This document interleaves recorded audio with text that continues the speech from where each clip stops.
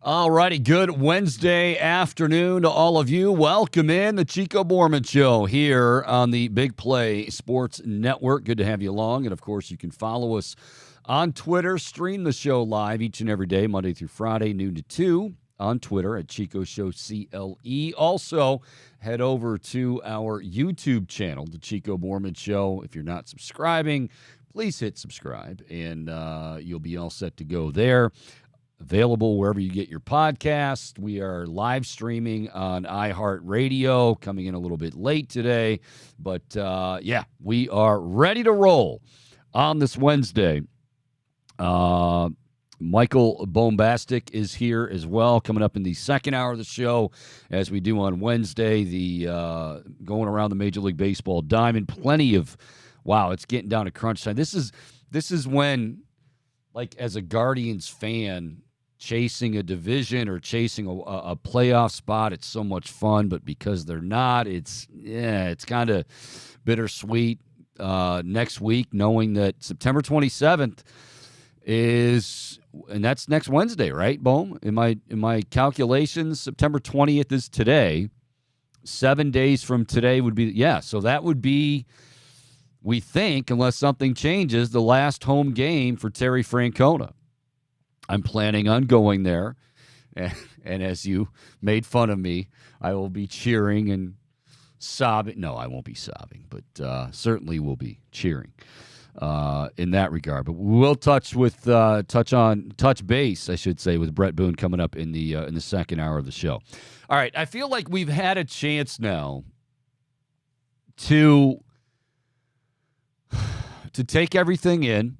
Nick Chubb, obviously, the inevitable news came to fruition, and we heard he's out for the season. Multiple ligament tears. We hope that it'll be a full recovery and all of that. But as far as the Browns are concerned, as far as the football is concerned, he's out for the rest of the season.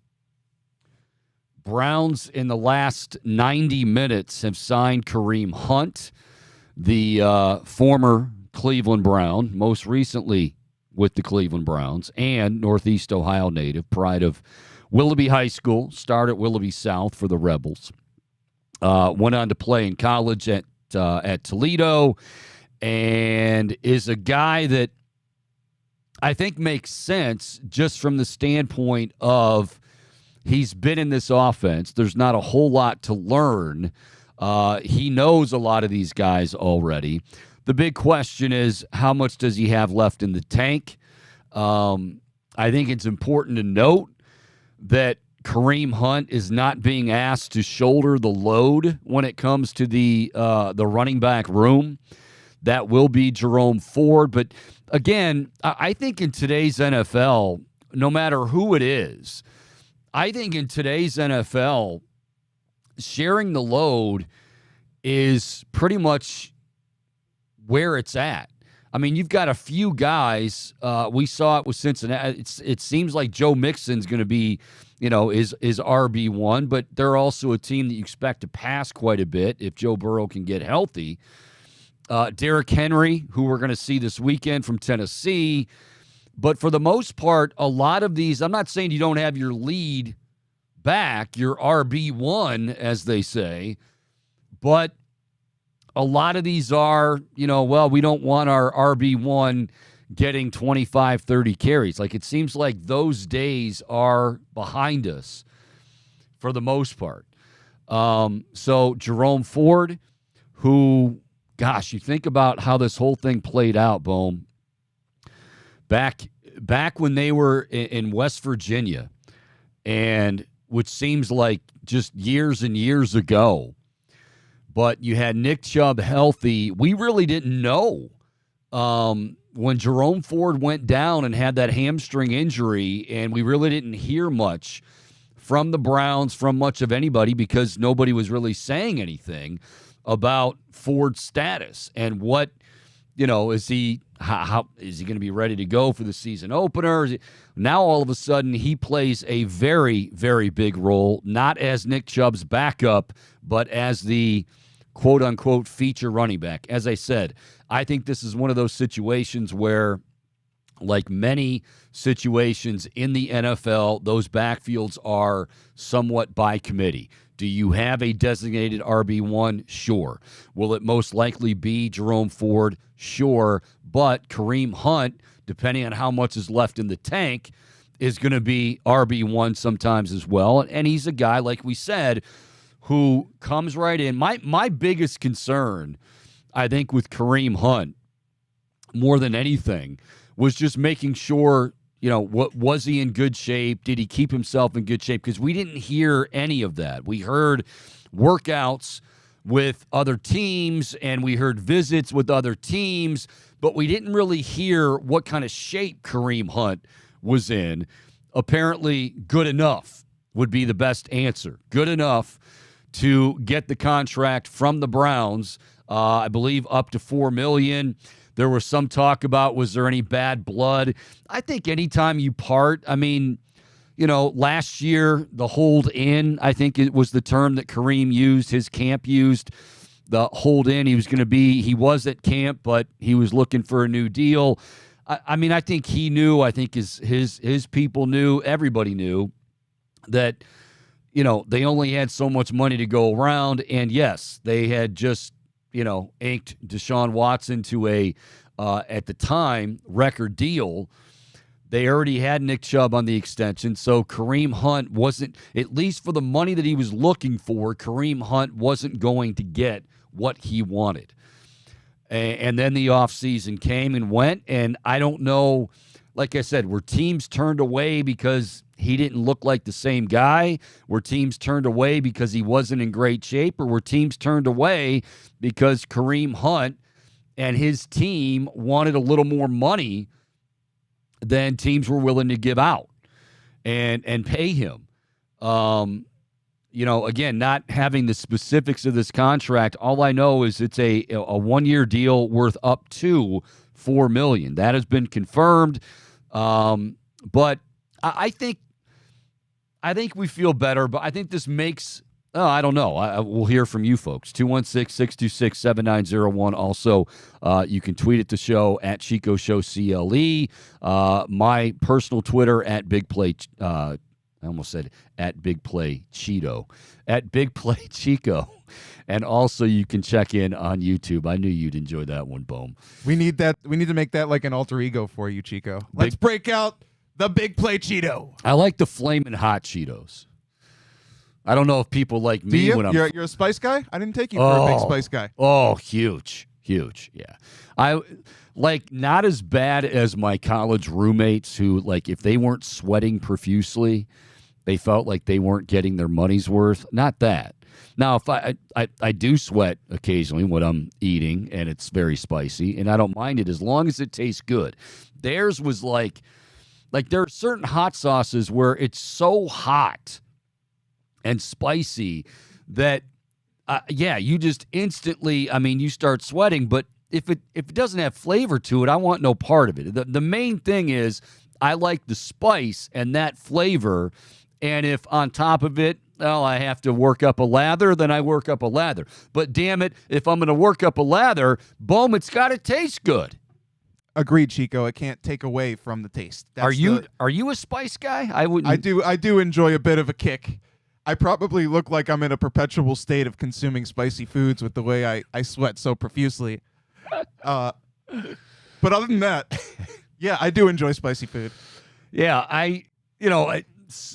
it's funny. Some people, I don't know if it's still this way, but and I would count my college roommates. It was almost like a machismo thing. Like, dude, I want it to taste good. First, I'm not looking to win any, T-shirt contest. I'm not looking to. I don't know of any guy that's ever gone home with the prettiest girl at the bar because he was able to eat the hottest damn wing. You know what I mean? Yeah, it's not exactly a feat that I have on my bucket list. But sometimes guys look at it like it's a, it's a challenge. I could see how it's exciting to try something like that, to really put your taste buds to the test. Yeah. But no, I don't. I'm not one who is looking to burn my tongue. and like cry and have my sinuses Bite run your wild. tongue, yes, but burn your tongue, absolutely not. Absolutely not. All right, Chico Borman Show again here on the Big Play Sports Network. We're with you till 2 o'clock. Brett Boone going to join us, former All-Star second baseman, coming up in the second hour. All right, so again, I want to get back to this. Bohm, I want to hear from you on it as well. We've had a day to digest everything. Yesterday, we had the bold ball breakdown, myself, Nick Shook, and there was a lot of raw emotion. I think there's still some, but I didn't want to act like there wasn't, and I kind of wanted yesterday's show to be about how we were feeling and how I think most people were feeling. Upset that, yes, they lost to the Steelers, upset that they didn't see certain things they want to see, which we'll get to in a moment, or at least expand on that in a moment. But ultimately, what everybody was really upset about was, you lost not only, and this is important, not only one of the best players in the game, but you lost like the heart and soul of your team and a guy who, and this is pretty difficult to do these days, but a guy who is beloved by everybody. Like nobody has a bad word to say about him ever in Nick Chubb. So yesterday was tough. And I guess I feel like the signing of Kareem Hunt probably makes some feel a little bit better. But here's my thing, Boom. This all comes down, and this is not meant to be a hot take because it's not a hot take because a lot of people have said it, and we talked a lot about it yesterday. This really comes down to Deshaun Watson. I mean, it does. It does. He's if the Browns are able to get a win on Sunday, okay, and I'm not even saying Deshaun Watson looks fantastic and carries the load, but if the offense looks good, they get a win over Tennessee. They're 2-1 before they take on the Ravens, and that would end up being obviously a huge game. But I just think that we always say, wow, you need a win right now. You need a win right now to get that taste out of your mouth from Monday night. That wasn't just a loss to the Steelers. It was a loss to the Steelers along with a loss of Nick Chubb. And I think the best way you can do that is to go out, get a W, and Tennessee is not a team that is going to be – this is not a squad of Mike Vrabel's that will be taken lightly, shouldn't be taken lightly. I hope they won't be taken lightly because if you do, you will get beat. But I think when they say, and we hear this a lot in sports, winning cures a lot. Winning is the cure for what ails you. And yeah, for this week, it will be. But it really does moving forward. How much are we going to see? How much improvement are we going to see from Deshaun Watson? Because now those thoughts, and I guess what I want to know is it fair to have these thoughts on Deshaun Watson about, hey, 2 games into this season, and I know he had 6 last year, but 2 games into this season, is it unfair to expect him to just be 2020 again? And if it's unfair, why is it unfair? If it's fair, why is it fair? I'm on the side of I think it's becoming more and more fair because of what we're seeing is a guy that doesn't look confident. He doesn't look comfortable, and I don't know. You say, well, time will take care of some of that, and I don't doubt that. But I got into this whole thing yesterday where I wonder if he ever gets back to who he was as a football player, not because the talent is suddenly gone, but because Deshaun Watson, the person, is just not, that same confident. He can exude, he can say whatever he wants to the press, but does he really feel that invincibility and that sort of, swagger that a starting quarterback and what we hope is a great to an elite starting quarterback has? And the answer is we haven't seen it yet through 8 games. And Chico, this year, I'm giving him the benefit of the doubt for last year after taking so much time off and shaking off the rust. Last year, absolutely. Yeah, but this year, as far as as Monday Night Football went, I really think that the offensive line was such a huge roadblock in terms of him really getting into any sort of rhythm. It honestly felt like he was being pressured on every single play. It felt like he couldn't get a second to breathe in that. And as soon as he would get to the end of his drop, there would be a guy in his grill. And so I feel like that needs to be shored up to some extent if we want to see Watson maximize his potential. Now, you're not going to be going up against Alex Highsmith and TJ Watt every Sunday or Monday. So I think this is going to be a huge test for the Browns where they need to prove. Tennessee does have a good pass rush, though. It's not those guys. I hear what you're saying. It's still going to be a challenge and a test, absolutely. But I need to see some sort of improvement from that offensive line because right now I don't know any quarterback that could succeed with the amount of pressure that they're being dealt. Okay, so then what do you say to those that respond with, well, that's why you made him, that's why you guaranteed $230 million. He's supposed to be able to, figure it out, damn it. Overcome obstacles, make everybody better. I mean, I agree with you to a point, but I think even certain plays where it's not necessarily a breakdown up front, and you're right, there have been those, and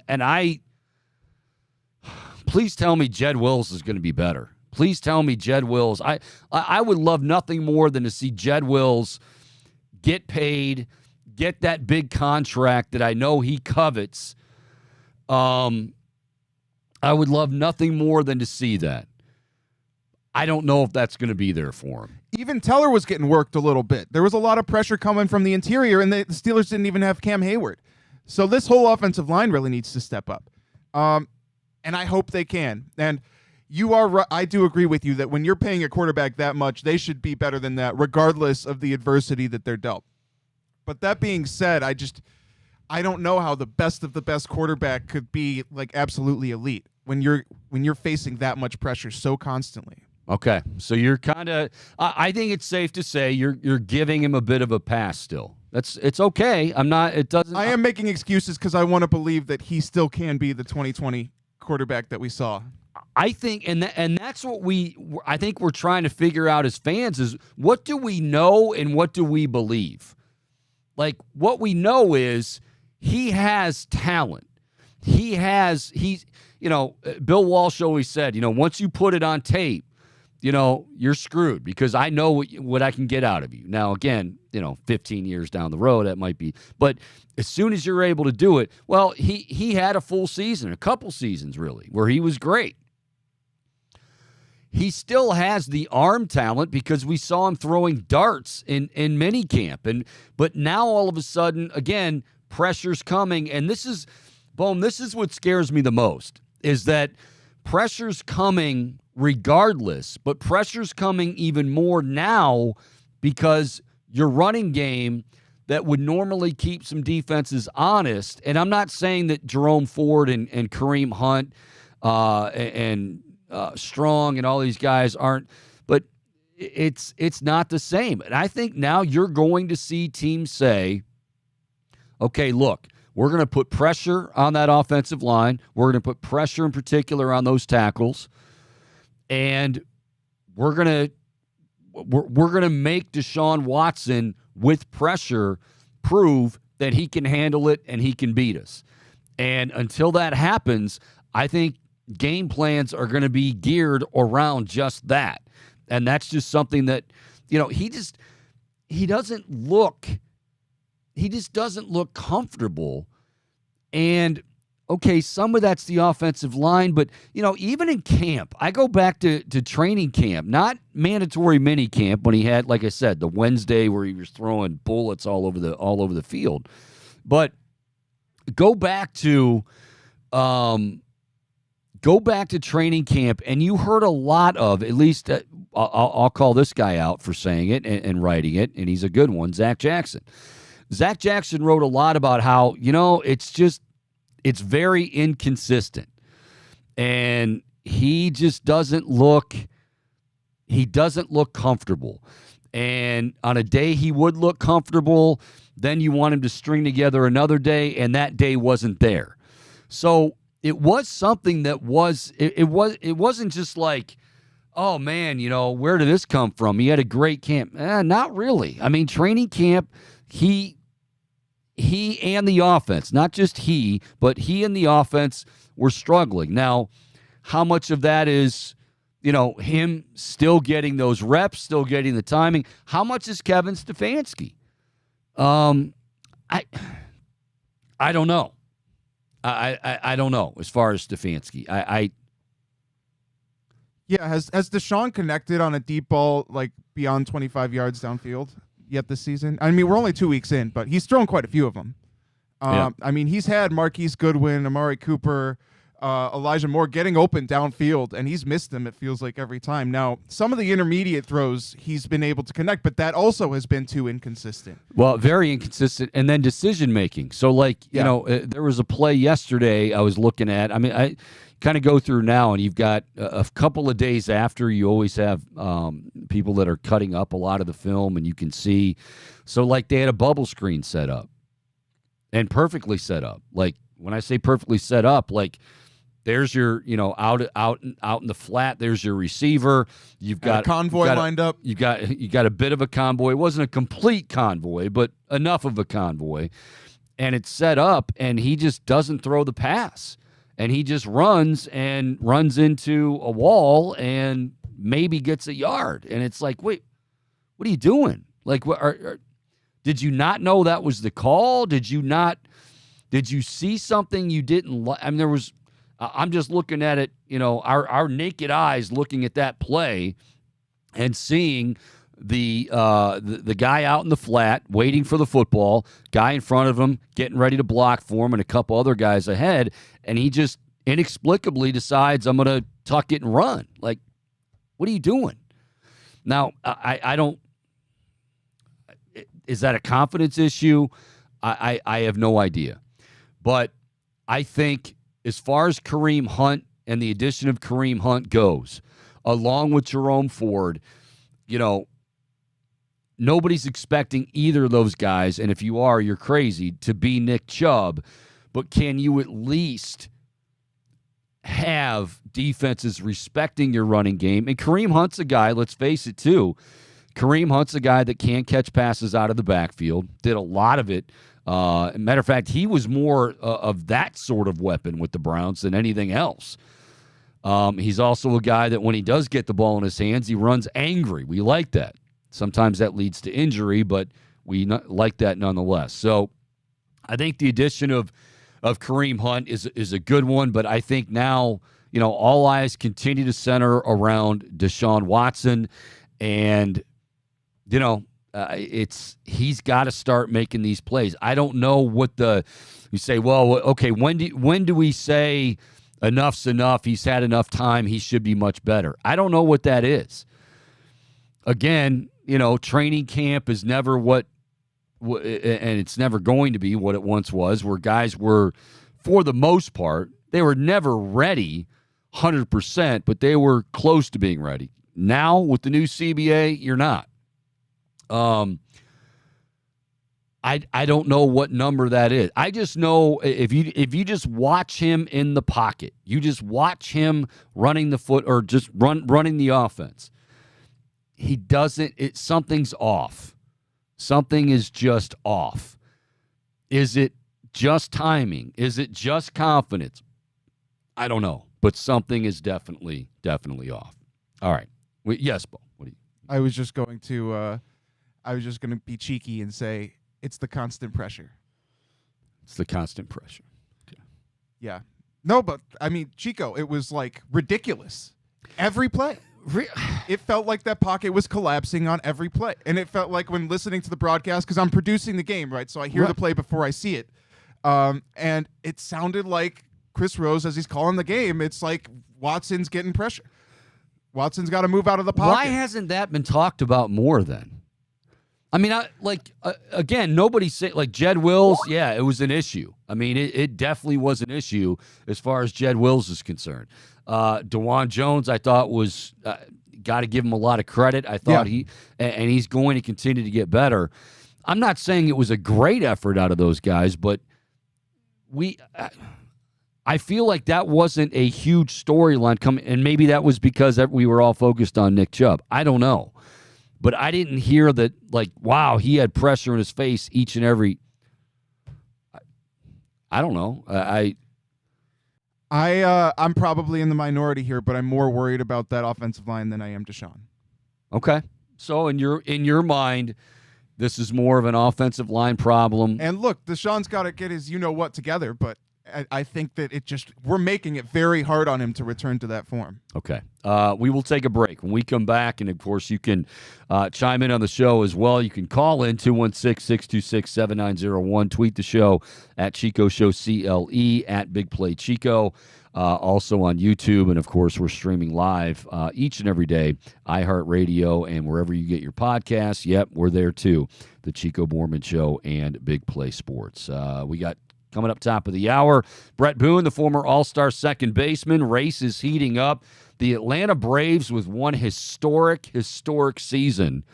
Is it all forgotten, including an unbelievable, actually unprecedented year from Ronald Acuna? Is it all forgotten if they don't get to the World Series or win a World Series? A guy that knows all about that, great seasons, and then not getting it done in the postseason would be our own buddy, Bret Boone. So we'll talk to him coming up after 1. We come back, a little fair or foul. It is the Chico Borman Show. More to come right here on the Big Play Sports Network.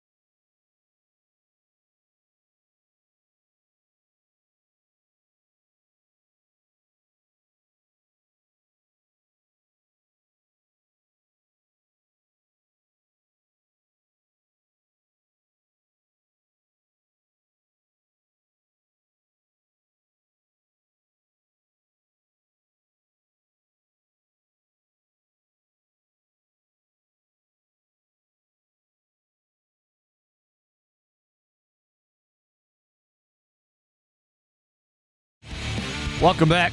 Chico Borman Show on this really pleasant Wednesday. There is nothing better than the fall season. I say it all the time, but give me fall weather 365. I love the seasons changing, but fall, absolutely, positively, my favorite. All right, we got Bret Boone. He played some fall baseball back in his day. October baseball, they call it. We'll talk to Booney after the top of the hour. Checking in on some of you checking into the show, the Chico Borman Show, at Chico Show CLE, and on YouTube. Apparently some questions over there, Mr. Bombastic, on the conditioning of one Kareem Hunt. What do you got? Yeah, our pal Ronald just asking you, Chico, because we were talking about, obviously, the addition of Kareem Hunt. What kind of shape is he in? So Mary Kay Cabot, who, full disclosure, we had slated for 12:15 today, and then the news broke on Kareem Hunt. So we had to push that back a little bit. But she has tweeted out and written that he is in good shape and has been working out quite a bit. Now, again, there's a big difference between being in shape and being in game shape. I think we all know that. I don't know. Will he be on some sort of a snap count? Maybe. But again, he's not going to be the featured back. He's not going to be the bell cow. I think people are kind of, well, maybe this is something we'll get into later, Bone, but I think people are feeling like Jerome Ford, maybe we get wrapped up too much in the title of like feature back or bell cow back, or there is no real bell cow back anymore in the end. There's a couple, but like it's where the position's gone. You're sharing carries. You're not having, very rarely are you having the 25, 30 carry guy anymore. So I wouldn't be too caught up in, Kareem Hunt's not the feature back. Kareem Hunt's going to play, we hope, a significant role. How soon that is, I don't know. But in terms of Ronald's question, the conditioning, because I wondered this as well. A lot of teams worked him out. Nothing happened. Apparently, the Browns worked him out yesterday in good enough shape to give him a 1 year and up to $4 million deal. So we shall see. Thank you, Ronald, for checking in. All right, Chico. Well, to actually kick off this edition of Fair or Foul, per ESPN, did you know, Chico, the Colorado versus Colorado State game was the most streamed college football game of all time? Like, that's absurd. And I think it's kind of a testament to the sort of movement that Colorado seems to be creating. The buzz coming out of Deion Sanders' program. Now, you don't like when I do that primetime, do you? You kind of. It's fine. It's your Deion impression. It's a bad one, but I just. Yeah, you do better impressions than Deion. We'll leave that one there. But that being said, Chico, fair or foul, if Colorado were to, I suppose, lose a game mid-season, all that buzz would go out the window. I feel like right now they just feel unstoppable. Yeah, I think it all depends on who. And again, keep in mind, this week they've got what? Oregon? Following week they got USC. This is actually a very, very good weekend of college football. Last week was kind of This is a very good one. Ohio State, Notre Dame we'll certainly get into later in the week with Bill Landis. But I feel like it depends on who they lose to. And you know what? Give Colorado State. I was dead wrong on that. Remember, me just flying off at the mouth with, Deion personal, Colorado State's not very good, and they're not. Jay Norvell, what are you doing? And they're going to run it up. And, they needed an extra session before they were able to prevail. But, no, I think that's the power of Deion. To answer your question, Boom, certainly as they keep winning, it's bigger and bigger, and it swells. But to say that if they lose a game, let's say they lose a game they have no business losing, and that's not, say, Oregon, USC. Let's say they lose one of those games. Some of the air comes out of the balloon, but not entirely, because, again, this is a team remade under Deion. They only won one game last year. I'm curious to see what happens because Travis Hunter, now he could miss a few weeks. And, Deion, actually, I thought a classy move The kid, Henry Blackburn from Colorado State, was getting death threats. Gee, imagine that. And it's now what we do apparently in society. And Deion's like, look, it was a dirty hit, but I don't want to see kids trying to make it in life. Leave them alone. No need for death threats. So we shall see. All right, Chico, moving on now. I wanted to ask you because I noticed that so Kobe Altman was involved in a little road incident. OVI, yeah. OVI. Yeah. And I see a lot of fans calling for his job. Do you think that that's fair or foul? Because it seems a little extreme to me. Okay. Personally, I think it's very foul. I am not saying when I say that, okay, I don't know the extent. Let me preface this by saying I don't know, does Kobe have a history of this? I don't think Cavs fans know the extent either. Yeah. So, like, and to me, that's very important. Like, there's a couple things here. Okay, I'm full disclosure, Bohm, you know, most people that follow me for any length of time know. I'll have 11 years of sobriety next month. So I had plenty of issues drinking, a lot of issues drinking. There is a big difference between, you know what, he was out with some friends and had a few too many drinks, and yes, he knows better, he should have been, and he got pulled over for his first OVI, and there's a big difference between that and, well, this is his, third one or fourth, or it may be his first one, but he blew like a 2.5, 3, which means you're really, really, really obliterated, and then got behind the wheel of a car. I mean, by no means is anyone, especially someone like me, downplaying the significance of this. But I think we've got to just, is he held to a bit of a higher standard? Yeah, I think that's fair. Whenever you're in the public eye, you are held to that. If it's something that was not an egregious, act that night, as far as what he blew, as far as the BAC, and he doesn't have a history of it, I'm willing to say, okay, he gets some sort of discipline, but then we move on. And no, I unless something crazy comes out, call for his job? No. That's ridiculous. That's not fair. That's not fair at all. Well, sticking in the NBA, Chico. Yeah. So on the It Is What It Is show, Damian Lillard joined those guys, and he said that Kyrie Irving has, quote, the most beautiful game in NBA history. Now, you could go back in the years, excuse me, like Pistol Pete, or, it's when you say someone has the most beautiful game, I don't think you're calling them the best player. But I think there's I guess it's a different quality to what makes something the best game, or what makes a player have the best game in the NBA. Do you think that statement by Damian Lillard is fair or foul? Okay, I always struggle with best ever, but my first thought was, well, that's ridiculous. But I will say, I mean, I've said it myself, not being a real Kyrie fan, as many people know. But when it comes to offensive games, like, he has everything. The ball is on a string, so he's got an incredible handle. He is a dead-eye shooter from anywhere on the court. He can hit free throws. He can take the ball to the hole. I mean, offensively, he is one of the best players in the NBA, hands down, right now. If you're going to say beautiful game, I'd like him to say offensive game, because he lacks on the defensive end. But if we clear it up with that, I'd be willing to say that, yeah, he does have one of the best offensive repertoires of all time.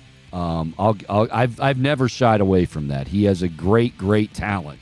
It's just he's got a 10-cent head at times too, and that's not good. Not a good combination. And for argument's sake, I think there's a lot of great players in NBA history who a case could be made for. Like I would say Steph is one, Allen Iverson.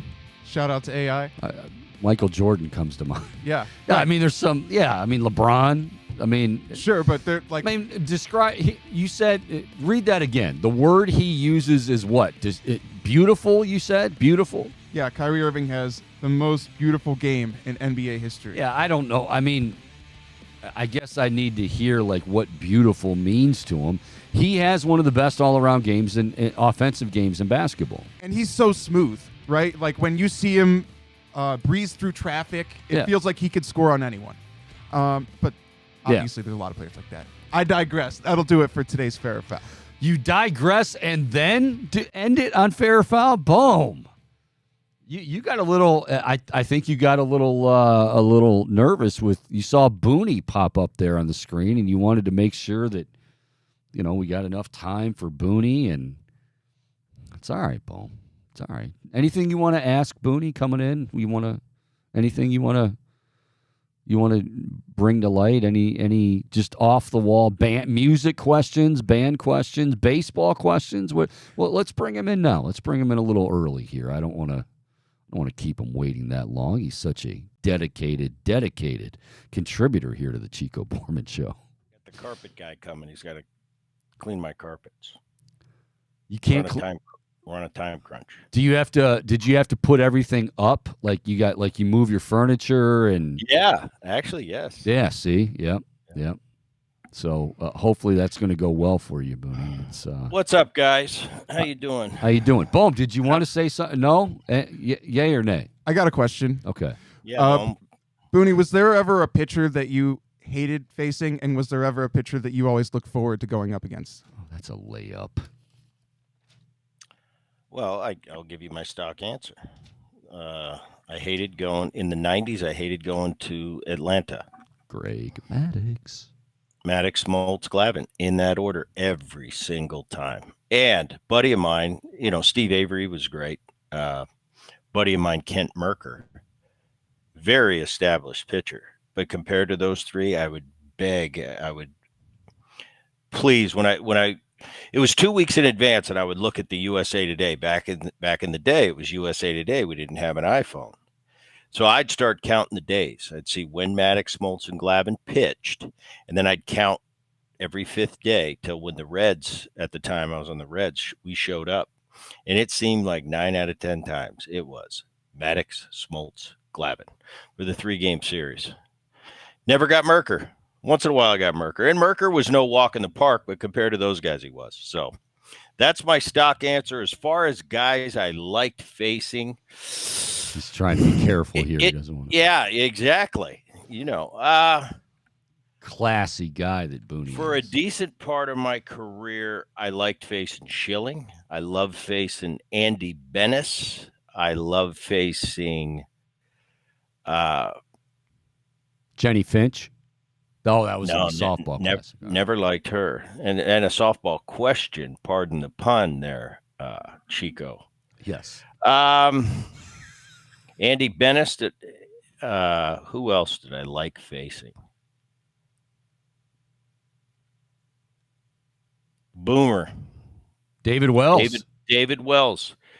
I'd liked, and it's not because they weren't tough, but the big three in Oakland, I just happened to do well against them. Mulder, Hudson, and Zito. And Zito. And it didn't matter who was on the mound.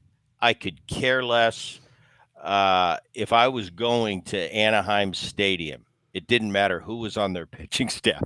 I liked hitting there that much.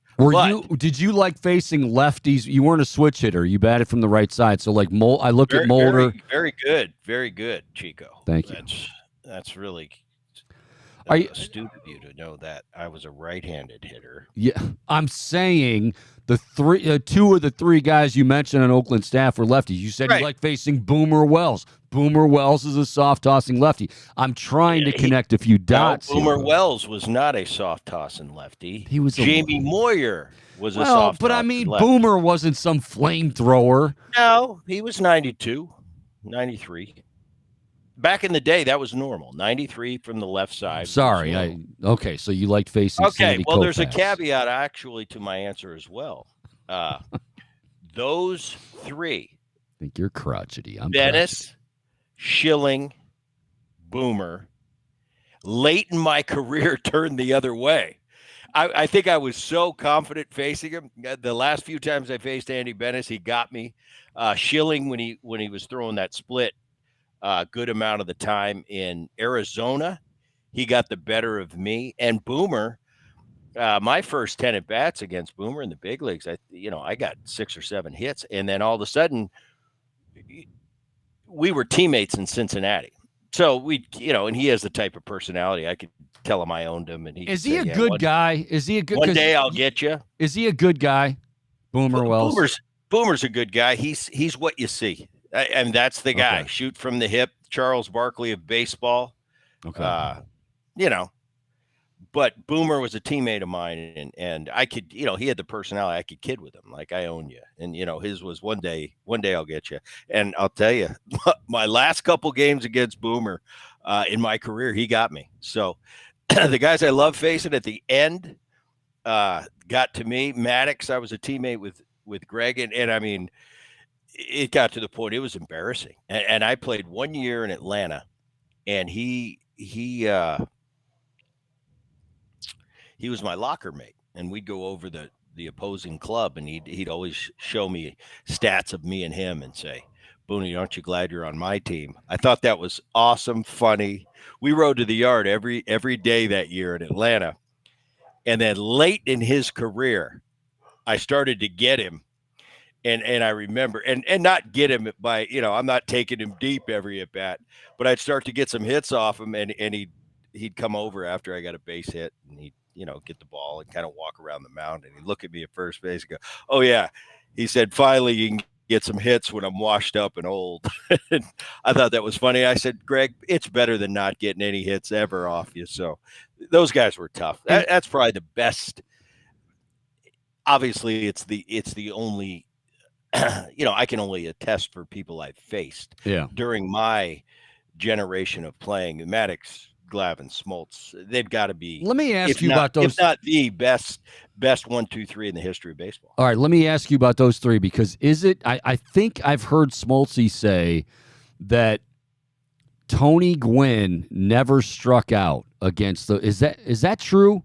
Tony Gwynn never struck out against those 3 guys. I think there's a goofy stat like with those 3. If he did, it was like nuts. one time and what a ridiculous amount of at bats. But that was kind of Tony's MO. He didn't strike out. I mean, Tony was just an exception. If you take, as far as pure hitters I've ever played with, Tony's the best.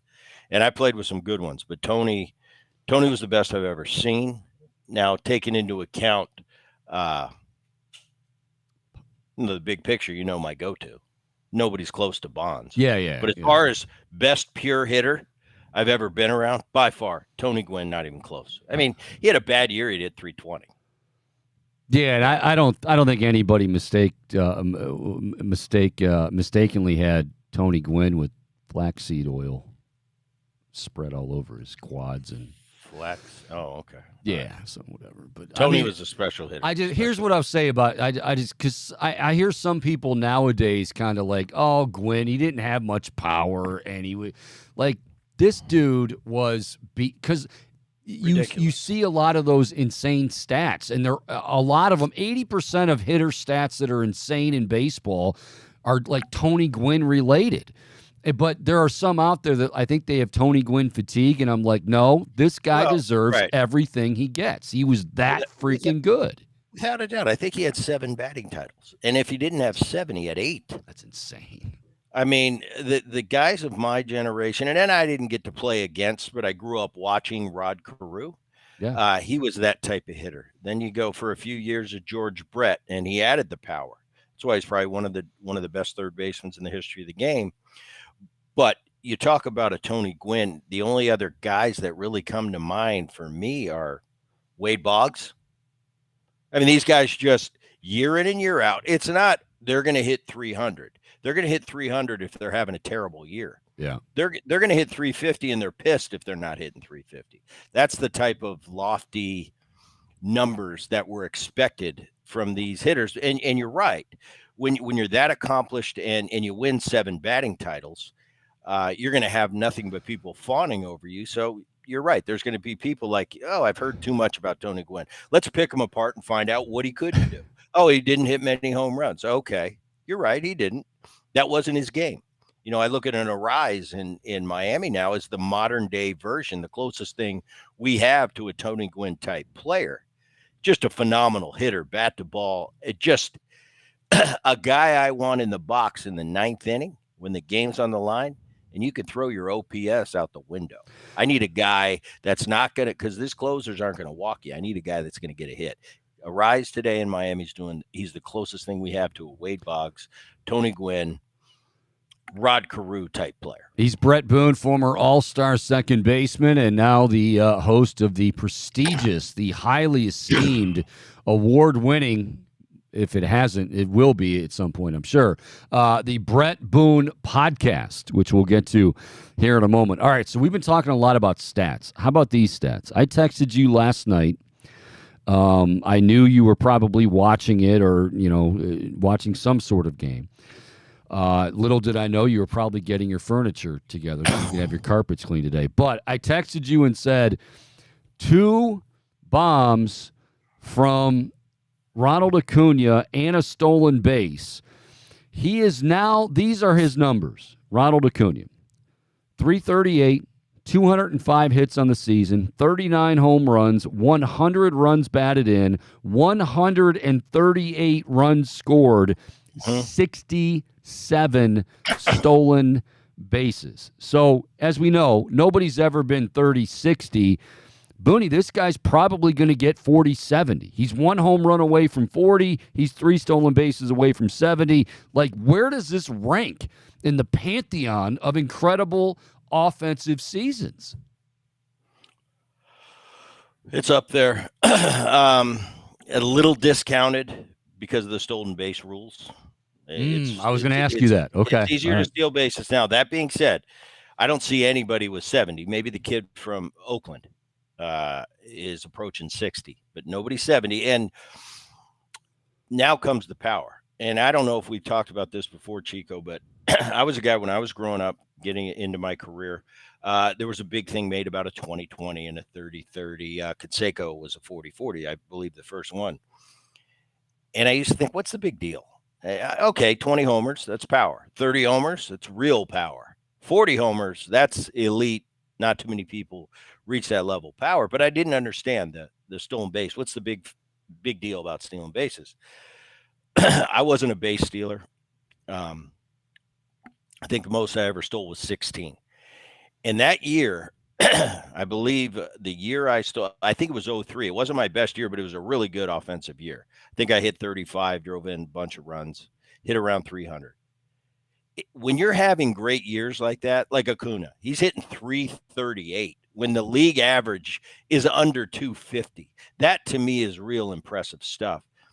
When you're on base as much as he is, he's got 205 hits. We've got 2 weeks to go. This is a ridiculous amount of hits.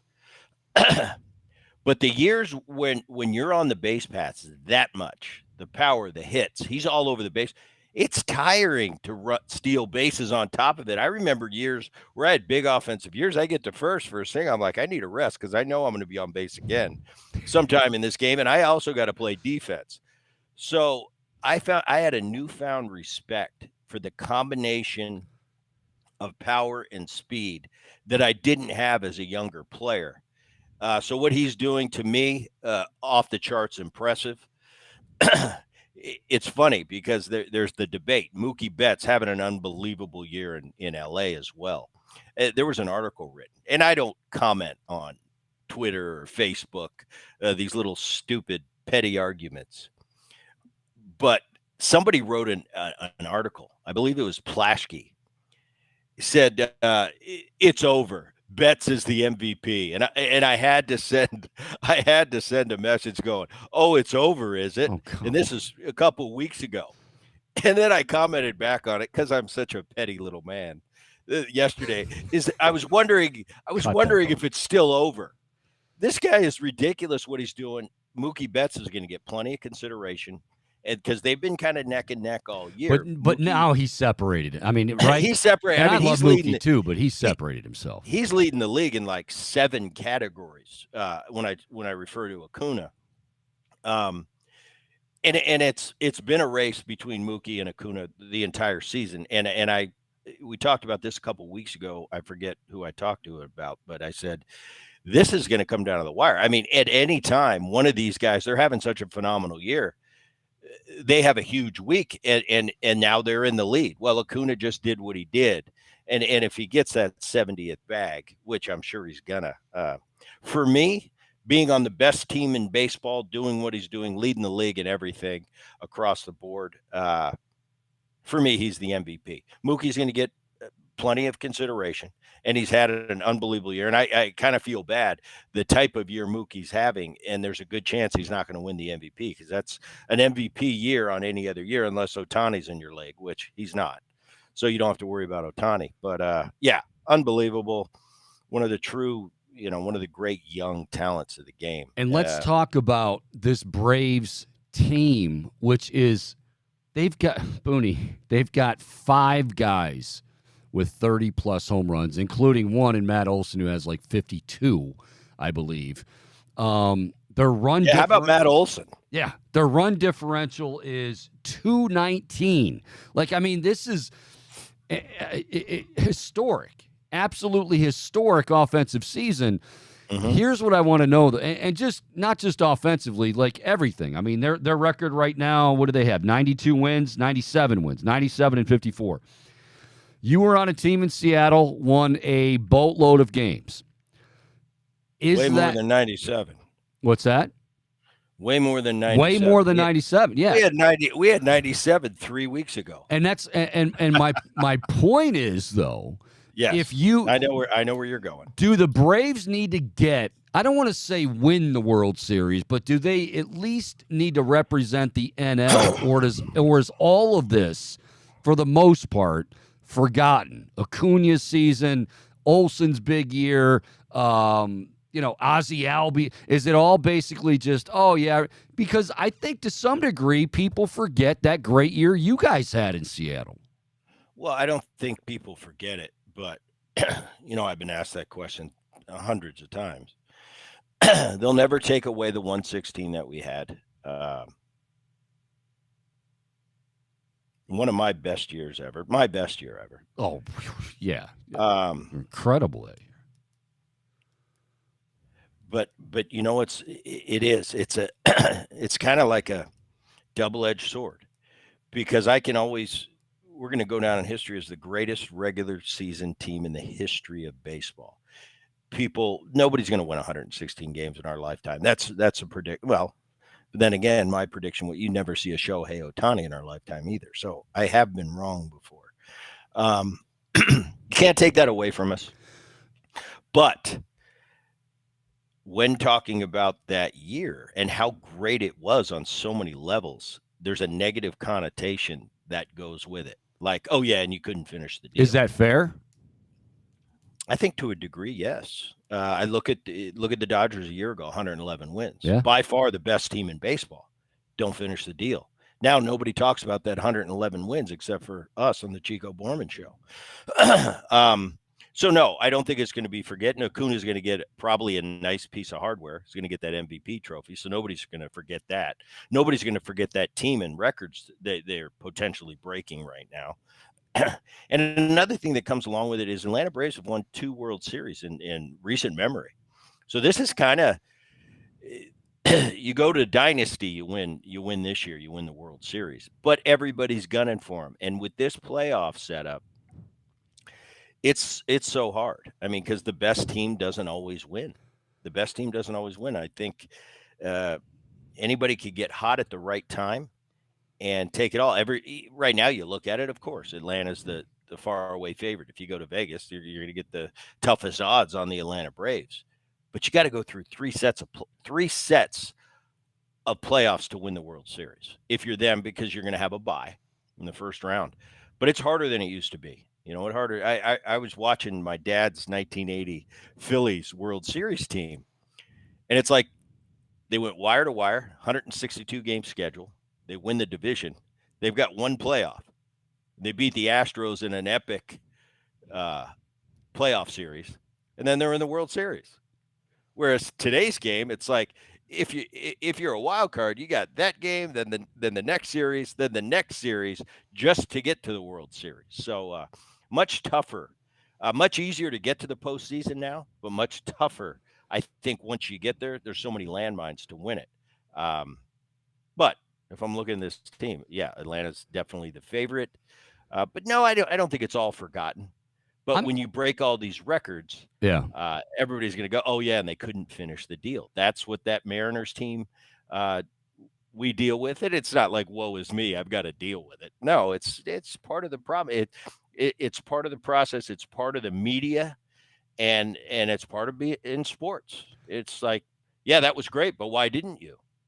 I mean, I think it's unfair to say they've got to win it all, but I do think that, like, man, if they don't at least represent the National League, it's going to be like, man, you guys had five guys with, and you know, all these home runs. Let me ask you this, because this stumped me last week, and I, like, it wasn't even that long ago, so I was kind of kicking myself, like, how did you forget it? The single season record for most home runs in a season is what? You probably know it, but I have no clue. Minnesota Twins in 2019 hit 307. And like, yeah, I was going to say it's got to be modern day record. Right, but I know I remember that season, like, yeah, Minnesota's hitting a ton, but I didn't realize they've got the record. Like, I had no idea that they had the record for 307 home runs they hit in 2019. That is. I mean, the thing is, we talked about Acuna and Betts, and rightfully they're the two top guys. But I mean, I kind of feel bad for Olsen. Freddie Freeman in LA just set a record for the Dodgers all time, the most doubles in a season. He's got close to 30 homers, 100 ribbies, hitting like 340. Olsen's got 50 some ribbies. He's closing in on 135, or I'm sorry, 50 something homers. He's closing in on 130 plus RBIs. He might drive in 145 in an era where people aren't driving in those kind of runs, and it's like an afterthought. So I kind of feel bad for Olsen and Freeman right now, but rightfully so. Acuna and Betts are getting all the love because they are what they're doing, especially at that leadoff hole. Is pretty remarkable. To drive in 100 runs with 2 weeks to go out of the leadoff hole, you got to be having an unbelievable year. All right, who's going to wrap up the wild cards for in the National League? Philadelphia has a 3-game lead. Philly's in. I'm giving Philly. They're already in. So it's Atlanta, Milwaukee, the Dodgers, and Philly. So there's 2 spots. No. Atlanta. Yeah. No, I'm giving it to them. Here's what I'm saying. Okay, I'm going to assume that Atlanta wins that division. Okay. I think it's impossible not to. Yeah. I'm going to assume Milwaukee wins. I'm going to assume the Dodgers win. Okay. I'm going to put Philly in right now. So we're playing a game here where we're assuming Philly's in. So there's 4. So the Diamondbacks. 2 spots for the rest. So you got Cincinnati, the Cubs, Arizona, Miami, and San Francisco. I feel like the Giants may have given up on Kapler. I don't know. It's just it's a weird feeling. Well, they're 3 out. They're 3 out right now. Okay. Yeah. Just for the record, San Francisco to me is the most dangerous, but they're 3 out. 3 out with 13 to play or whatever there is to play. That's a lot because you gotta leapfrog a bunch. Do you think they're the most dangerous? For me, yeah. Wow. For me, because you got Webb and Cobb in the postseason. I always go to pitching in short series. If you got a 1-2 that can shut another offense down, I always go with them. Right now, Philly, AZ, and Chicago is in. Chicago's they pitch. San Francisco pitches. Cincinnati and Arizona don't pitch. And by the way, Cincinnati doesn't hit either. I don't know how they're here. What happened to your boy? I'm happy for David Bell. What happened to your boy Ellie De La Cruz? He was like, he was the Pied Piper. He's still great, but I mean, like, what happened to him? Well, why is he great? Because he's hitting 228.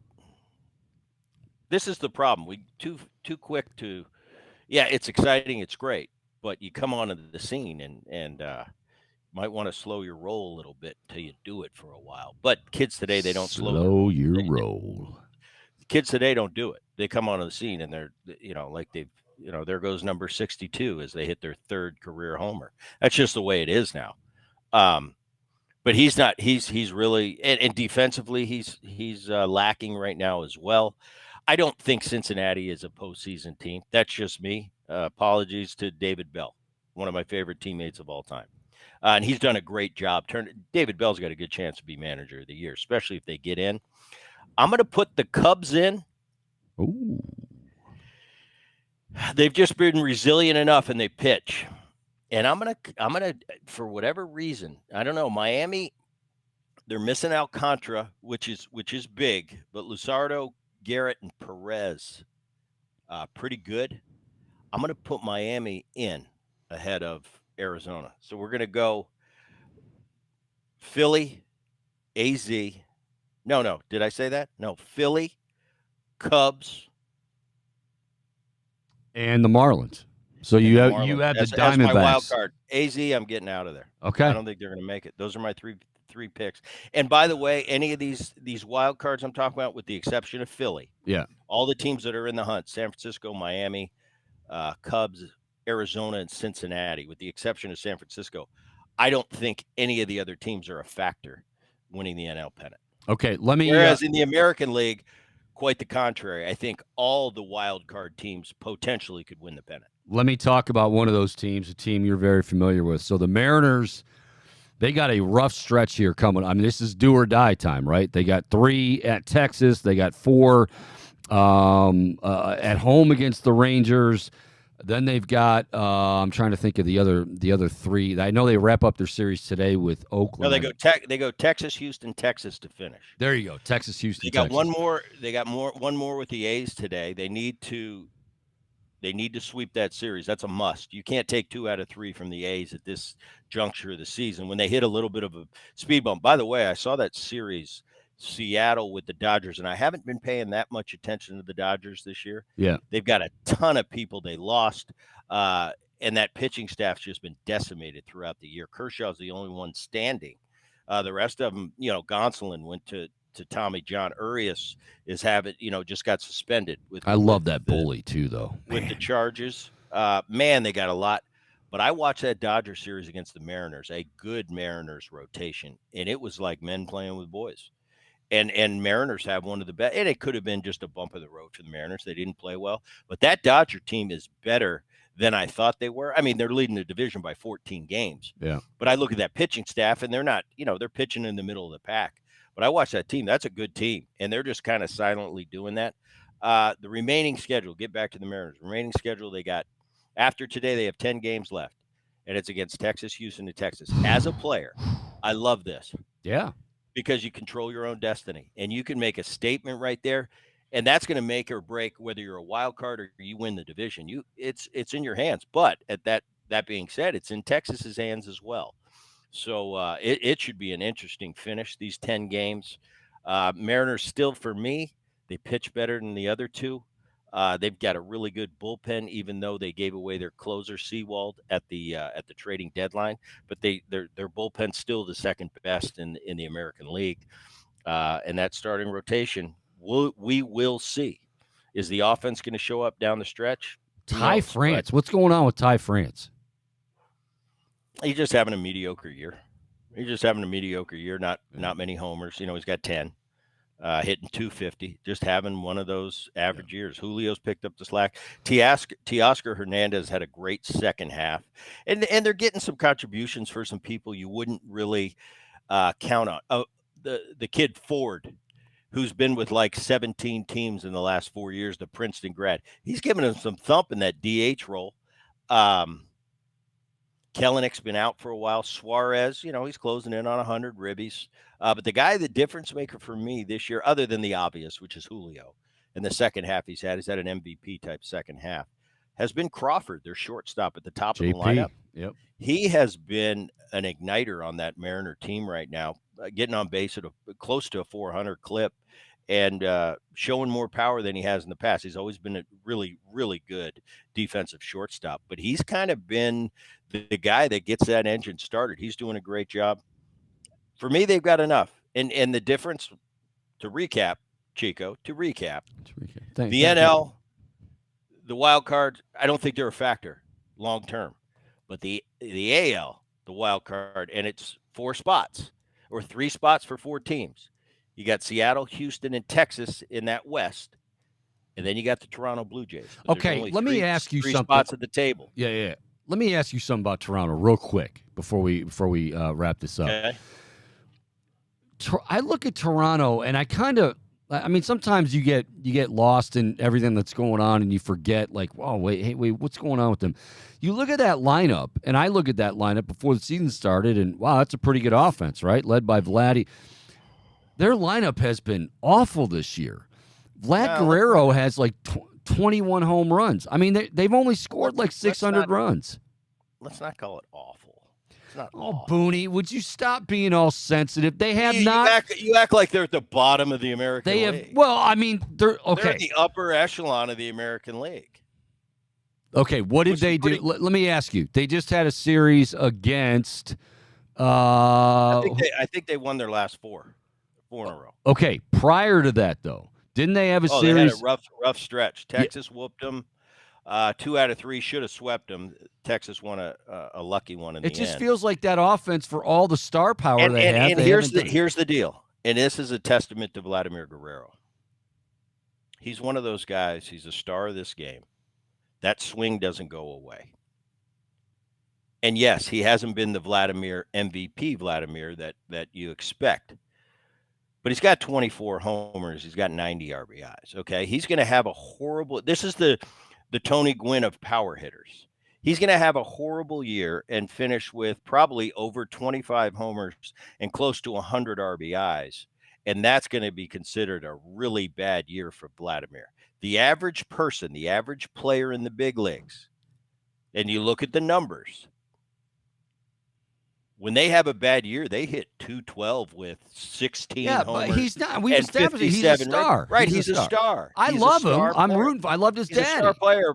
He's a star player. But would you take 25 and 100 on a bad year? That's what you're getting from him this year. You're going to get 25 and 100, and it's as bad as he can play. But would they be fighting for? Hang on a second. Would they? Yeah, I'm not. Listen, I'm not saying that he's a horrible player. What I am saying is that if the Blue Jays kind of lived up to their end of the bargain offensively, they're probably not scratching and clawing for a final wild card spot. No, I agree with you. Okay. I agree with you. And that's why I said it's a testament to Vladimir Guerrero. He's about to put up these numbers that 85% of the league would beg to have those numbers one year, and he's getting criticized about it. That's a testament to how good he is and the expectations that he's set. What's coming up on the podcast there, Booney, right after you get your carpets cleaned? I get today I got a real kind of I've been a fan of this guy a long time. He was with me as a beat writer, Seattle Times, Larry Stone.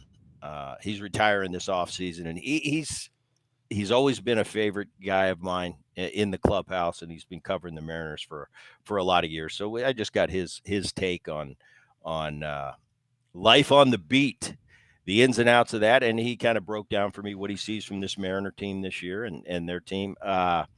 And now we're going to have the obvious turn and two with Booney on Friday. Yeah. But next week we're going to have more reporters. We're going to have Bob Nightingale, and then a teammate of mine. Now he does the color commentary for the Philadelphia Phillies, Ben Davis.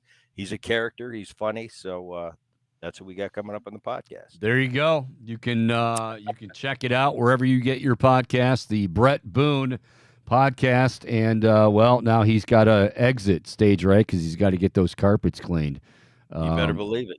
I hope keep your carpets clean. Tip those guys well. All right, they're working hard for you, Booney. All right. See you, Boom. See you, Booney. See you, Booney. Hope I answered your question correctly. It was great. Thank you. You got it. See you guys. Thanks, Booney. All right. We will take a break. When we come back and a recap, obviously the big news of the day regarding the Browns, regarding the addition to the backfield, still mourning the loss of Nick Chubb, but we'll talk about that and And something very serious happened this weekend. And not that it's new, it's just the end result finally might get some attention that is much deserved. I'll tell you what I'm talking about, and we'll discuss it when we come back. Again, the Chico Borman Show. More to come with you until 2 o'clock right here on the Big Play Sports Network.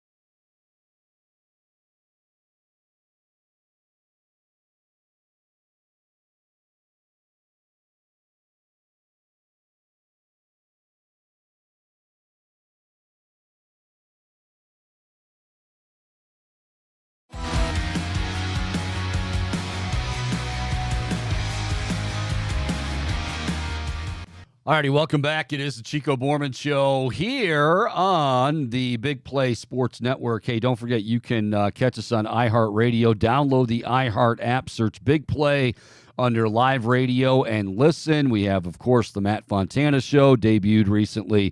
He'll be live. He is live from 9 a.m. to 11 a.m.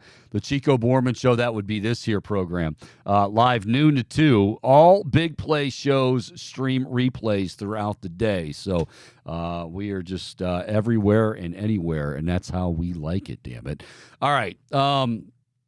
I'll tell you what, we got a phone call, Bo. So let's check in, 216-626-7901. Wow, there we go. And looks like Andover, my late great-grandparents, awesome, grew up in Andover, Ohio. So let's welcome in Ken from Andover. What's up, Ken? Hi, how are you? Good. How you doing? Good. I'm doing good. Hey, really sad about the Nick Chubb thing. That's my big bummer. there. Yep.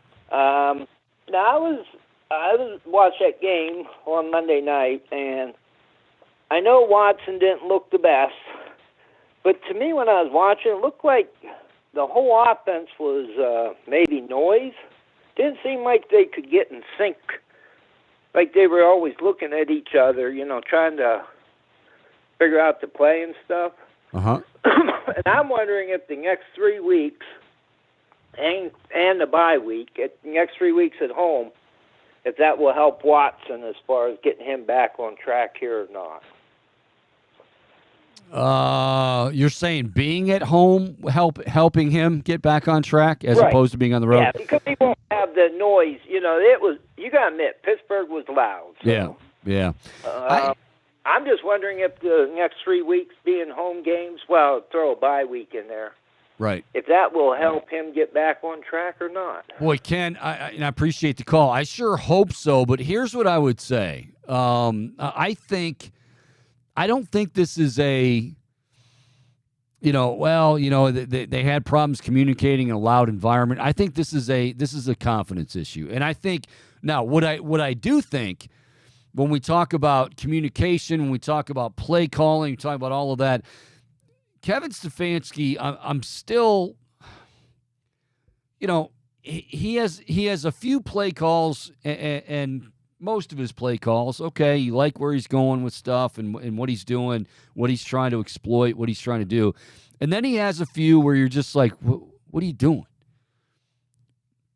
The 4th and 1 option, like what are you doing? What going up tempo, up by a field goal with a quarter to go? Like, what are you doing? Now, maybe he's just trying to get his own offense going, and I guess I kind of understand that, but there is something missing. When we talk about they don't look in sync, I think that starts and ends with Deshaun Watson. And, I can't tell you, say, behind the scenes, is Kevin Stefanski, is it, all we knew is, and this is what we were told, a full off season Kevin Stefanski will have with Deshaun Watson will pay huge dividends. Huge dividends. And so far, and okay, it is only 2 games. We've got to remember there are 90% of the season still remains.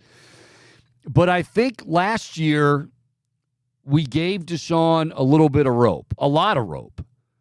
Now we're trying to say, okay, what's going on with, last 2 weeks? Okay, well, the weather and then this game, some throws, he just doesn't look himself. He doesn't look confident. He doesn't look in the pocket. His eyes, he's dropping his eyes a lot. And yes, he's starting to get some pressure. But these are the things that even before Nick Chubb went down, we knew, everybody knows, that he has to be better. Well, now there is no question mark. Now you don't have a whole lot of margin for error. And that's not to say that Jerome Ford and Kareem Hunt and whoever else they had, John Kelly, if he's going to come up, or Strong, that they can't handle the load and that the Browns now have no rushing attack whatsoever. I'm not saying that at all. But even with Nick Chubb, a lot was still going to be on the shoulders of Deshaun Watson.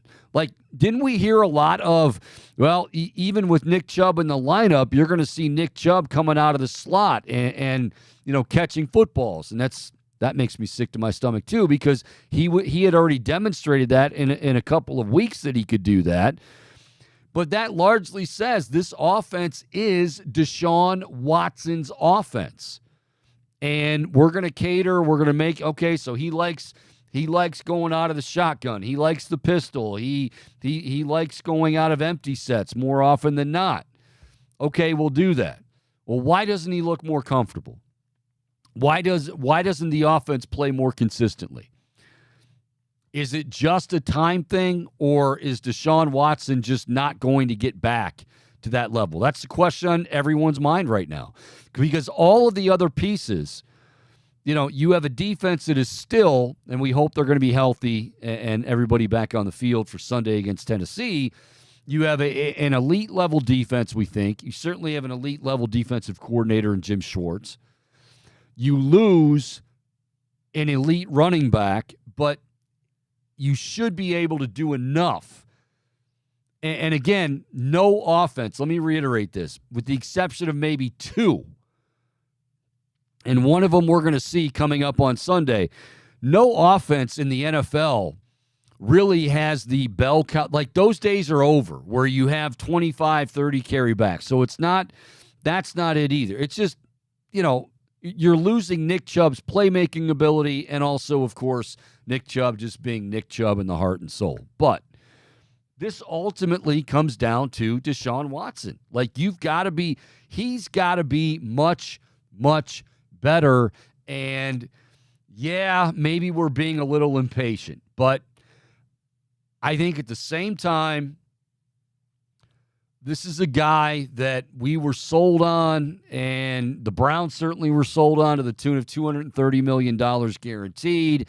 And he's got to be better. And is he going to get to that level? Is it I mentioned this yesterday, and I hate talking about it, but I had to go there yesterday. Is his performance affected, not a lot, but enough, by the idea of, you know what, I'm kind of a villain, not just, even here with some fans, but around the league. Like, around the league, I am not somebody that's celebrated. I am not somebody that people want to be around. I'm not somebody that is going to get an ovation. And look, you go on the road, you're going to get booed, but this is different. And this is just the beginning of what he's going to face week in and week out. Some guys, as I've said, some guys can thrive in that role. One guy that couldn't, who we knew very well here, was LeBron James. That's not a knock on LeBron. If anything, I think it's a compliment to him. Like, LeBron, part of LeBron being one of the greatest to ever do it is also LeBron has a pretty big heart. LeBron, deep down, he wants to help youngsters, and he wants to help his community, and he wants to be liked. Now, I'm not saying that he would sacrifice that for, not playing his best basketball, but ultimately, like, he did care about that stuff. He didn't want to be booed in every arena. Guys like Kobe Bryant, Michael Jordan, different sports, Tiger Woods, they don't give a damn about that. Like, they're just they're just wired differently. Not better or worse, just differently. Can Deshaun Watson, is Deshaun really the cool, calm, collected guy that we want to believe right now, or he is portraying himself to be? Is he really okay with everything going on around him? Is he okay with, going on the road and hearing what he's hearing? And even in his own hometown, or even in his own, adopted hometown now of Cleveland, playing for the Browns, is he okay with some people saying, you know what, I can't support the guy? It sounds like, well, come on, man, he's making a lot of money, and that's part of being a professional, but he's a human being, and it might be holding him up a little bit. It might be he doesn't have – athletes need to have that swagger, and elite athletes need to have that swagger in order to play well. I firmly believe that. I don't think that's something that's just, that's a myth or whatever. No, the good ones, the great ones, they exude confidence. And I feel like Deshaun Watson exudes a little bit of confidence, but nowhere near what he did and what he had before this whole ordeal unfolded. How much of this is on Kevin Stefanski? Well, I think Kevin Stefanski, you heard Nick Shook say it yesterday in the Bold Ball Breakdown, that, yeah, he's got to make life easier too. We heard a lot about Elijah Moore, Bohm, in the preseason. Haven't seen much of Elijah Moore at all through 2 football games. 3 catches out of bounds on Monday Night Football. Yeah, as Nick said, he would have been, if that was in college, he would have had one hell of a week, but he's not in college anymore. You need these guys to be better. You need everybody to be better, but it starts with Deshaun Watson. No ifs, ands, or buts. It starts with Deshaun Watson. So does being at home make that much of a difference? I don't think so. To answer your question, Ken, I don't think it makes that much of a difference in terms of whether or not Deshaun Watson plays well or not. I also think that it could benefit the Browns for just putting more emphasis on max protect, like having two tight ends or that extra lineman on the field and having them on both sides to keep both DeJuan Jones and Jedrick Wills' backsides covered. I think that. I mean, I know I keep coming back to it, but we're asking all these questions about Deshaun, and I certainly think that coaching has a big part in it as well because, like you said, he does seem to get cute way too often, and in the biggest moments, like a 3rd and short, it's just these "what are we doing" moments. And correct me if I'm wrong, though. They were in a lot of 13 personnel. Were 13, 1 running back, 3 tight ends. They were in quite a bit of that. Yeah, and Michael Dunn was on the field a lot, but there were also a lot of times with the empty backfield, 5 wide receivers, and those that's Kevin Stefanski. And I'm not saying I'm opposed to it, but it felt like it didn't often work, and it was often because Deshaun was running for his life and the play was kind of blown up. And the irony in that statement, Bowman, you're right, but the irony in that statement is, guess who likes the empty backfield? Guess who likes that shot? It's Deshaun. So, like, how much are you catering to him, and how much are you? And now, especially without Nick Chubb and his confidence level, we'll see. We'll see. All right, I wanted to get to this before we ended the show, and I talked about this a little bit last week when I think it was Alexander Madison didn't have a good game last week and we received death threats and stupid things that fans do. Another thing that fans do that, sometimes we laugh about it. I mean, I've done it myself, not the actual act, but laughed about the act. I've been to Browns-Steelers game. I can remember one back in like 2007, and it was in Cleveland. Roethlisberger, Antonio Brown, those guys, and they had a field day. And Steeler fan was, going down the ramps and whatever, and Steeler fan was going, here we go, Steelers, here we go, waving the terrible towels and doing their thing. And all of a sudden, a Browns fan just hauls off. And I mean, he was being loud, he was being obnoxious, but just hauls off and hits him. He hits him, he goes down, he's rolling down this ramp. He ends up being okay, but for the most part, everybody's celebrating it and, It seems like now in pro sports, this has become like the norm where you're going to, it seems, and I know social media has a lot to do with this, right? But it seems like every single game, every single week, we get that video of, well, this fight broke out in the stands or this fight broke out in the, in the concourse or wherever.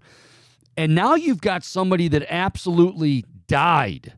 Okay, you've got a guy, a Patriots fan, who Dale Mooney's the guy's name. He's a Patriots fan who was involved in a fight Sunday night at Gillette Stadium. Now, again, they're saying it may have been because of a medical issue and not a traumatic injury. He was punched in the head twice. Okay, look, I don't know who's going to get charged and with what they're going to be charged. Right now, if it's because the guy got hit twice with a punch from a guy, it's going to be manslaughter. It's just that simple. The guy is dead, unfortunately. But, like, what are we doing? I mean, I'm one of those, like, I grew up, going to Browns games in the dog pound, and Steeler fans would, if they were dumb enough, would walk by, and you'd shout asshole at them, and people would throw beers at them. And I don't want to act like there weren't fights, but now we're talking about like serious fights. You see it out in the parking lot. Like, oh, wow, going out to his car and this guy was, hospitalized. Like, I love sports. I said this before. I love sports, but if you are somebody that takes it that seriously, where you feel it necessary to either write in or tweet or DM an athlete and say, like, you're blah, blah, blah, slur, I wish you were dead, or you go to a game and because somebody else is in another jersey, and look, I get it that certain fans, I always say this is my rule for me, because I've been in enemy territory, Penn State, way back, that first whiteout, but I wasn't going around going, OHIO, like right in the faces. You respect the fact that you're in their territory. I'm going to wear my gear. I'm going to root for my team when they score, but I'm not going to talk garbage. That said, though, like people hang on way too tight to this stuff. And I'm saying this as somebody who consumes this every day. This is, I make my living doing it. Big Play Sports. It's fun. It is serious to a degree. It has a lot of redeeming qualities. But people, my God, is it really worth getting into an all-out brawl and people dying over? And we're seeing this, and Bohm, I know that there are a lot of people out there, maybe including yourself, going, well, yeah, social media is, it just feels like it's every stadium. Like every stadium, every week, I feel like you could probably find one, I wouldn't say big fight, I don't even know how to define big fight, but one altercation, one scrum that plays out each and every week. I don't know if the answer is alcohol sales. I don't know what it is, but we got to figure out something here. NFL has to figure out something. You can't have people dying at games because they root for another team. It definitely feels like it's escalated, just in society as a whole. And sporting events are supposed to be an escape. It's supposed to be therapeutic in some ways, right? Like this is where we kind of turn off our mind from the outside world, and we have 3 hours or so to just immerse ourselves in this game that's supposed to be fun. And so it's kind of disgusting to see how frequently it's becoming a thing, and it feels like a combination of A, people being more sensitive to certain things, and B, other people being more hateful in regards. And C, a lot of alcohol and yes. And here's the thing, here's the reality. That's not going away. The NFL and these respective teams, they make a lot of money from, and I'm not calling for that. I'm just saying, like, you got to somehow, and again, coming from somebody who loved to do it and drink and tailgate and drink and drink and drink, but we've gotten to a point, like I said, guys are dying. People are dying either at the game or out in the parking lot because it's important. It's it's in your DNA, and we love our sports, and certainly in this town, and that's one of the reasons I love my city is, because it's such a passionate sports fan base and all that. But my God, like, lives are being lost over this. There's no need for that. And like I said, I don't know what all the details that are going to come out from this Patriots fan, but I feel like we see this every single week in the NFL. And I feel like in the NFL more so than, say, and I think it's the tailgating aspect. Like, they're consuming alcohol, hours and hours and hours and hours before. And I feel like a total hypocrite because I did it for many years too. But I'm just saying, like, now we've got to do something about that. NBA, you don't see it because people don't tailgate. Major League Baseball, people aren't really tailgating. You might see a fight in the crowd, but this is becoming, let's face it, this is becoming every single week. Every single week in the NFL. And it's absolutely ludicrous, and the NFL's got to get a hold of it. I don't know what the answer is. I'm not going to pretend to know the answer, but you can't have dudes dying at games. You just can't. Period. All right. We're out of time for this Wednesday. Coming up tomorrow, it's Thursday. Boom. That means we have Thursday night football. That means we have fantasy football rosters, too. That means Eric Casillas joining us from CBS Sports HQ. So we will talk to him tomorrow. Time, I'm guessing it's going to be around 12:15, but I will certainly let everybody know. If you have any roster questions, stardom, sit-em, all that good stuff. We can throw those to EK tomorrow on the show. But thank you to Bret Boone for joining us. Also, thank you to Michael Bombastic for doing such a bombastic sort of job here on the Chico Borman Show. I'll be back with you. We'll be back with you, both of us, bright and early, as Bohm would say, noon to 2 tomorrow, and much more on the Browns. Again, if you're just tuning in, breaking news over the last couple of hours, Browns not only worked out Kareem Hunt yesterday, now they have agreed to a contract in upwards of $4 million for 1 year. So that is the latest as the Browns get ready for the Tennessee Titans. Until tomorrow, from all of us here at Big Play Sports, make it a great rest of your Wednesday, everybody. See ya.